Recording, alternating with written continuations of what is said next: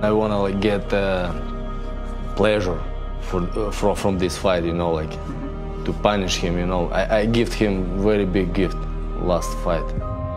I think personally this loss put him on a different level as far as determination and coming back. How important is it to you to avenge the Alvarez fight? It's the most important. I want to just a boxing and show to the boxing fans real Krusher, you know, real Krusher, how I can to be. In fact, Sergey Kovalev must show himself. Is he the fighter he was, or can he yet become the man he wanted to be? I don't want to give the impression that bullies are necessarily doomed. They can evolve just like any other fighter. Guys like George Foreman, Roberto Duran went on to great careers after they faced humiliation in the ring. Tomorrow night, we'll find out if Sergey Kovalev can do the same. Well, Mark Kovalev called the first fight a mistake. Alvarez says that mistake will happen again. The fighters in our main event are set to step onto the scales. You will see it here next.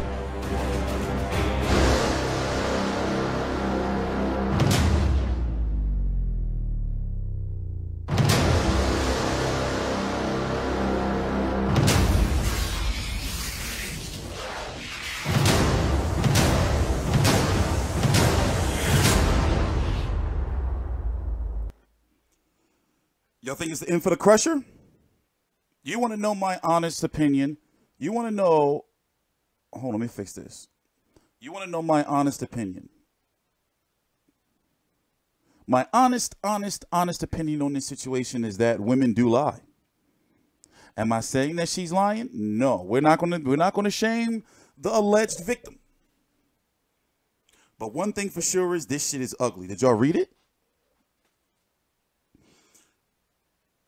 Me knowing as much, unfortunately, knowing as much as I do about the legal system, the criminal legal system, unfortunately,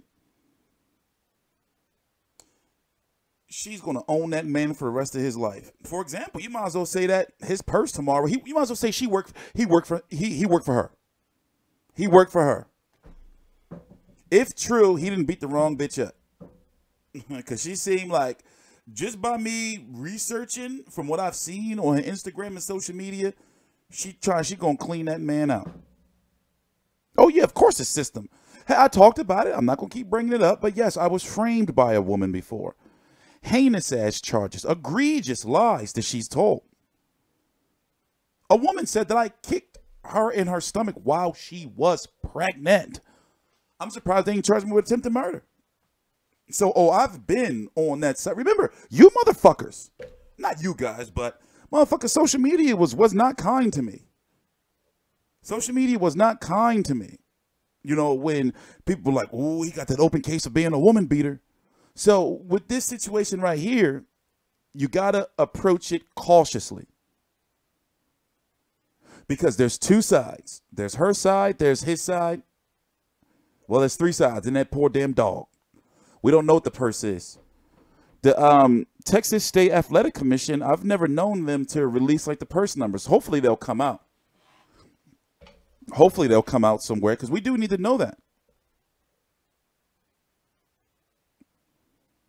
You know, yeah, 6ix9ine definitely snitched. The verdicts on the street been out on him. But anyway, we're going to watch the weigh-in. We're going to talk about it. And we're going to talk about the fight tomorrow night, and if it's the end of the Krusher, if it's the end of Kovalev, you know. I mean, there's no way out if you don't have the right team, but if you got the money, you're a target. Yeah, of course. So, yeah, he's with Buddy McGirt now. I'm just finding this out.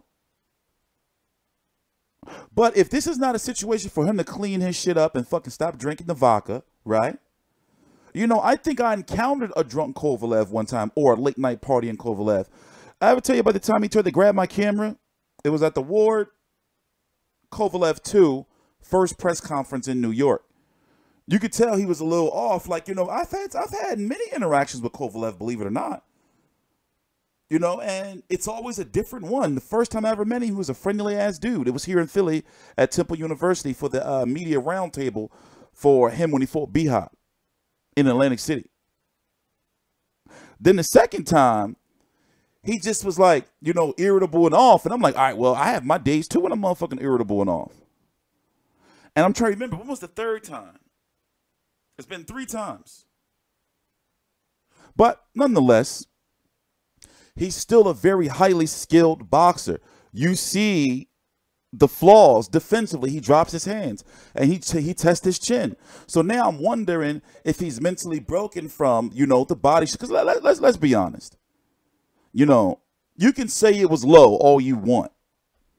I just think that he has a high-ass scrotum. His scrotum is motherfucking above his belly button. You know? His scrotum is above his belly button. Like, that's called high scro. For high scrotum. It means that you have an abnormally high scrotum. I just made that shit up, but it sounds like some legit shit. So we saw that he was already tired. He was already tired fighting Andre Ward. He was looking for a rest. We've seen it. He was looking for a rest. And Ward just started digging them shits with a high ring IQ. He said, all right, oh shit, you tired. I'm going to go at you. You know? The first fight, though, you know, I went back to watch it many times. I had him beating Ward. But depending on what you were looking at, man, it was a close fight. So a lot of times when stuff like that happened, no, hell no, John David Jackson not in his corner. John David Jackson is pissed at him. But why are y'all talking about other motherfucking, damn it, y'all got ADHD. Damn. I'm trying to, motherfucker, we got to watch the weigh-in. Y'all talking about the Sixers? The Sixers did beat the Dubs last night, but there was no Klay Thompson. And Jimmy Butler definitely has 7 points. And Joel Embiid went 8 for 24. But they still didn't have Klay Thompson. But anyway, whatever. We got to watch the weigh-in, all right? So just chill out. So let me put this little disclaimer out there because Top Rank tried to shut me down twice. They were literally, now when it comes to Showtime, Showtime has never tried to shut me down. Showtime only blocked my videos. Top Rank was literally legit trying to shut me down. That's literally, Top Rank was the reason why we had to get the lawyer. They got me for Hart versus Ramirez versus Hart 1. And I sent them an email. They didn't respond. So I was like, oh, all right, y'all think I'm stupid. Y'all doubting my intelligence. But anyway, moving on. We're going to watch the weigh-in because guess what? We're not making no motherfucking money from this. Fair, and it is fair use. Listen, I know my fair use shit. I know I've been bitching about it, but people been fucking with my channel. We've been demonetized for now. I think it's been 42 days, something like that. We will be monetized again soon, but I found out we had 2 channel audits. I found out that, I'm not going to say no names, that our videos, numerous, I'm going to say, numerous, a nice portion of our videos were taken down, and they were like legal videos, and they were illegal, meaning that they fell under fair use, but they were blocked or taken down anyway. So right there, automatic lawsuit. That's automatic lawsuit, automatic lawsuit. But see, I noticed a lot of people on YouTube are going through that, but they are afraid to sue. It's like, yo, they're going to make you a motherfucking millionaire. But anyway, let's watch the weigh-in.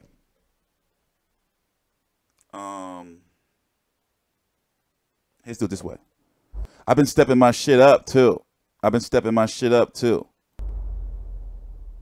Oh, they don't show no commercials, man. Artificial intelligence. Oh, goddamn it, Common. The needs of tomorrow, today. By 2050. You know, he triggers my motherfucking post-traumatic stress disorder. At least he used to. That fucking commercial with him doing that fucking Microsoft shit. When I was in the hospital, I kept seeing that commercial. I can't stand Common, damn it.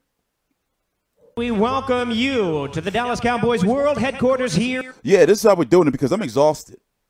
As I said, I've been working for free for quite some time now. So I thought about it and I said, wait a minute. Like, I'm still going to give y'all content, but not the same way I was until I get this motherfucking shit taken care of. Also, the store is almost open. Yeah, I know, Tony, we got to talk. We got to talk. We got to talk. What Cafe Duva laughing at? What's up with Duva? Wait, what's going on back here? Look at this right here.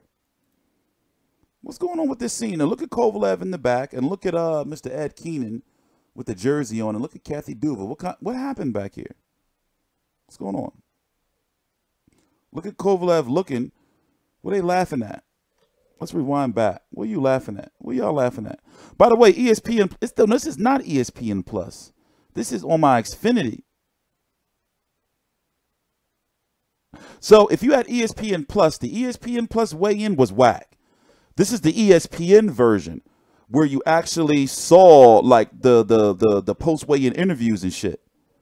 So we gotta do it this way. Hold up, let me see which way we gonna do it.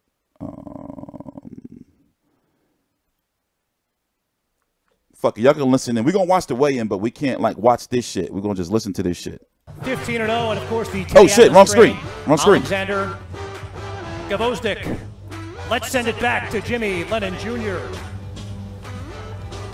And ladies and gentlemen, once again, we welcome you to the Dallas Cowboys World Headquarters here in Frisco, Texas. We are at the Ford Center at the Star as Bob Arum's Top Rank Incorporated presents the official weigh-in for our main event of the evening, sponsored by Geico. Now, our main event is a much-anticipated rematch, 12 rounds, for the WBO Light Heavyweight Championship of the World, and it is brought to you in association with Main Events, Krusher Promotions, and Group Yvonne Michelle. Now, ladies and gentlemen, let's bring our fighters to the scale. First, we present the challenger from Fort Lauderdale. Damn, what's up with Cove?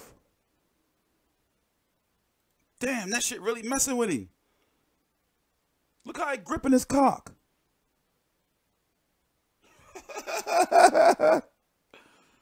What's wrong with you, Cove? Watch the Cove. Watch Kovalev. Krusher Promotions and Group Yvonne Michelle. Now, ladies and gentlemen, let's bring our fighters to the scale. First, we present the challenger from Fort Lauderdale, Florida, by way of Russia. Ranked number 6 in the world by the WBO, looking for revenge in his 15th straight world title appearance. Please welcome the former unified and 2-time WBO light heavyweight champion of the world, the hard-hitting and aptly named Sergey Krusher Kovalev. Y'all missed it. The banner was covering it. He was like holding his shit. I think he's scared too. I think he's a scared ass. 174 for Krusher Kovalev, already 174 for the challenger. And now, ladies and gentlemen, here's the defending world champion fighting out of Montreal in Canada by way of Apardido in Colombia. He'll be making the first defense of his title. Here is the reigning and undefeated WBO light heavyweight champion of the world. Please welcome Eleider Storm Alvarez.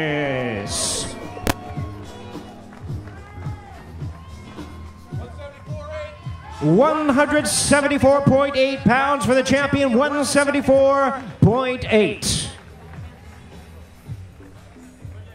All right, so Kovalev weighing in at 174, Alvarez 174.8. Max Kellerman. Yep. Sergey Kovalev is 35 years old. He's got a new trainer. What impact might Buddy McGirt have on him at this stage in his career? Listen, usually when a guy hits this stage in his career, suffers a few losses, keeps switching trainers, it's because they're looking to abdicate responsibility, point the finger elsewhere. This is the first broadcast with Max, right? Max is going to be on there tomorrow night.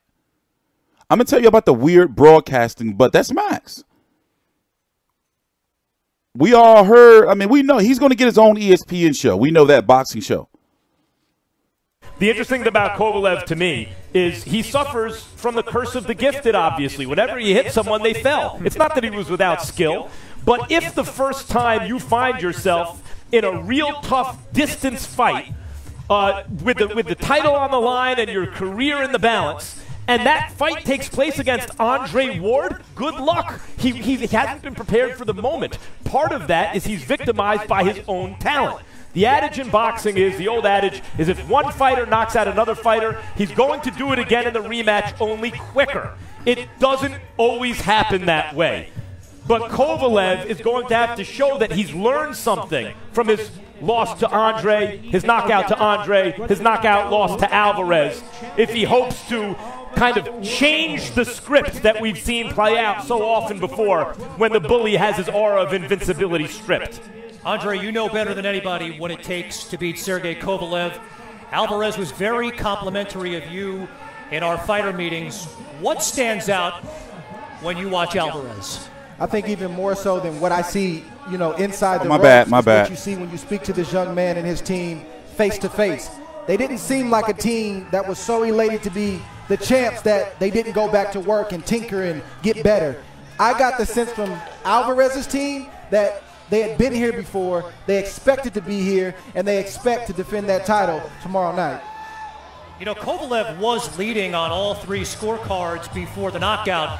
Dre, how do you think he wins this fight tomorrow?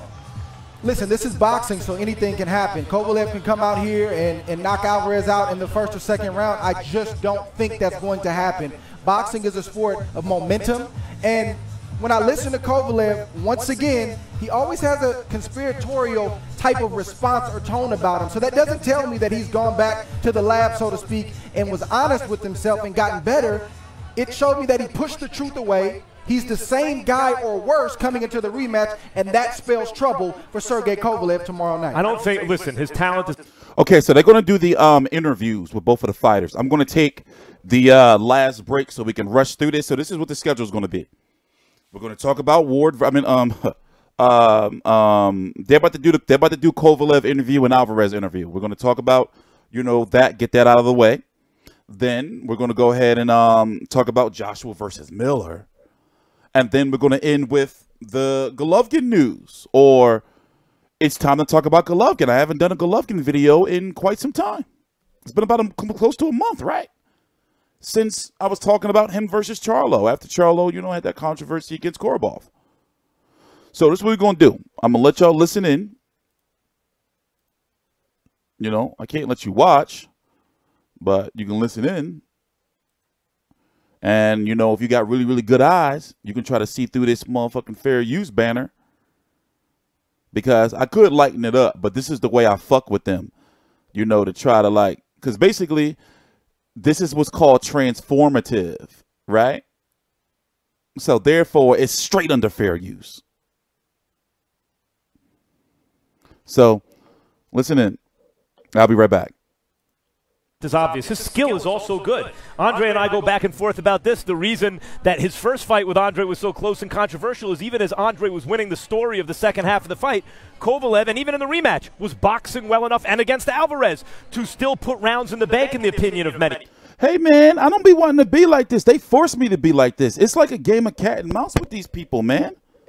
It's literally like a game of cat and mouse with these people. They be like, they try some other shit. I try some more shit. They try some shit on me. I try some shit on them. They say, okay, we're going to shut your shit down. Then I go to another channel. This shit be crazy. Like, you know, with Showtime, what I was doing was I was doing multiple videos knowing they would take two down and one would slide through the cracks. He can box and he can punch. He's talented and skilled. The issue is what Andre's talking about. If you take responsibility, then in the moment of truth, you're responsible for those moments. If instead you point in other directions, then in the moment of truth, you can pack it in. And there was always the sense about Kovalev that when it went a little bit bad for him, it was going to go all the way bad all at once. That's what's happened in his last two knockout defeats. Mark Kriegel mentioned it, though. George Foreman, once upon a time, was in the same boat. And he had a renaissance in a second career where he showed amazing character and fortitude and showed that he had overcome the curse of the gifted. It's not impossible. It's just exceedingly rare. Yeah, can Kovalev reinvent himself like Big George did? Let's find out. He's standing by with Mark Kriegel. Sergey, it's been an eventful week. It's been a tough time for you, an adjustment. We referred to the case before. I know you profess your innocence, but there was a lawsuit filed this week. Have you been able to remain without distraction? I need to translate.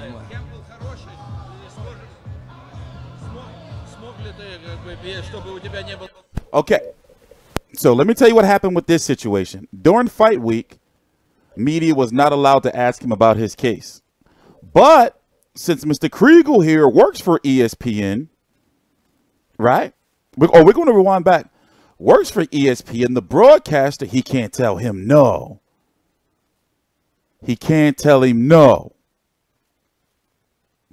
Let's rewind back. Oh no, listen, these are the type of videos that Top Rank take down. When Maurice Hooker had beat they fighter, like they do petty stuff like that. I'm really trying to find out. Well, I know who it is. I got his name. But the next Top Rank event I go to, I'm going to approach him professionally. And I'm going to give him my card. And I'm going to give him my lawyer's card. And I'm going to be like, you know, hello, my name is Terrell Van of FightView360.com. You may know me from the channel TstreeT Controversy Live. And, you know, we're going to settle this because there's no reason why they treat me like I'm the enemy when it comes to promoting these fights. Like, it's weird. It's weird. You know, like, I don't get it. Like, I think it just be some dudes that, you know, they just get out of college or they get this job that, you know, head of digital media marketing job. And they come on YouTube, start fucking with us long-time people. But when it come to me, they fuck with the wrong one. Like, I will sue they motherfucking ass. I'm not playing no more. I swear, I'm dead serious. Like, and it's not about winning. It's about showing them, like, oh, yeah, I will go that extra distance. Hold up. What am I doing? Hold up. I got too many screens. Damn. Okay, listen, let's shut up and let's listen to Kovalev, all right? Watch his mannerisms. Now, I'm going to let this play through because this is fair use. What we're about to do right here, okay? Because we want to talk about Kovalev and this situation. Fortitude and showed that he had overcome the curse of the gifted. Wait, not this. It's not impossible. It's just exceedingly rare. Yeah, can Kovalev reinvent himself like Big George did? Let's find out. He's standing by with Mark Kriegel. Sergey, it's been an eventful week. It's been a tough time for you, an adjustment. Referred to the case before. I know you profess your innocence, but there was a lawsuit filed this week. Have you been able to remain without distraction? Of course I've seen it. I need to translate.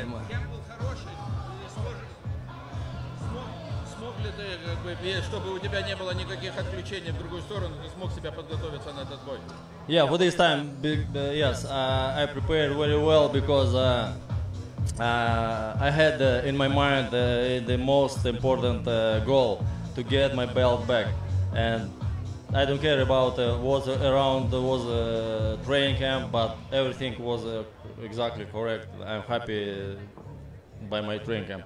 Yeah, he knows. Everything else was outside noise. This is your first camp with Buddy McGirt. How is it different than the others? You know, like I like work with Buddy McGirt because he's remind me my amateur style with a professional experience. And right now we will check tomorrow, Saturday night, like what was the skill I will bring inside the ring against Alvarez. Thank you very much, Sergey. Bernardo, over to you. Thank you very much, Mark. We're here with Eleider Alvarez. Now, Sergey Kovalev said that you got lucky knocking him out in round 7, the first fight. Now, how do you feel about that, and how do you prove that it wasn't a fluke? Ha dicho Sergey Kovalev que fue una casualidad que tú le pudiste ganar. ¿Cómo comprobar que no fue un golpe de suerte? Bueno, casualidad, yo creo que él dice que fue casualidad porque no vio venir el golpe. Ahí está la casualidad. Entonces, son excusas que ha sacado. He says it was a lucky punch because he didn't see it coming. And basically, those are just the excuses that he keeps coming up with. What's the difference stepping onto that scale as a champion as compared to what happened last August when you were the challenger to Kovalev? Descríbeme la diferencia de subir esa báscula en calidad de campeón comparado cuando eras el retador hace unos meses. Bueno, yo pienso que la única diferencia es que ahora estoy adelante, subo de primero, hablo de primero y todas esas cosas. Pero no, solamente, no he ganado nada hasta ahora. Como lo dije antes, solamente tengo un cinturón que es campeón del mundo. Para mí no he ganado nada. Yo quiero conseguir más y a partir de mañana que voy a conseguir más, voy a ganar más. He says that there is no difference, except that now he's the A side. He gets to step on that scale first, and now it's Kovalev who is the challenger, but he really feels that he hasn't won anything. Yes, he has a belt around his waist, but he wants more. His desire is to be great, and that greatness commences tomorrow night with another win. Kevin, we send it back to you. All right, Bernardo, thanks. He says now he's the A side. That Kovalev has given nothing but excuses. Here is the tail of the tape. You can see very evenly matched, although Alvarez with a decided reach advantage. Both fighters again in their mid-30s as we prepare for our main event. Alvarez, no spring chicken. No, you're right. But in boxing years, he's much younger. Less miles on him. Mark Kriegel and Timmy Bradley join us again here, guys. All right, the main event on ESPN Plus tomorrow night. How do you guys see this one playing out? I'm gonna tell y'all, it's a weird type of broadcasting. Okay, it starts on ESPN Plus, then moves over to ESPN, then back on ESPN Plus for the co-main and the main event, and Richard Comey versus Isachaniev for the 135-pound IBF title. Correct? Yeah, 135-pound IBF title. And then Kovalev versus Alvarez versus Kovalev 2. So basically, the Alvarez-Kovalev 2 fight is not going to be until, like, literally, they're not going to be getting into the ring to probably like 12:15 a.m. Eastern.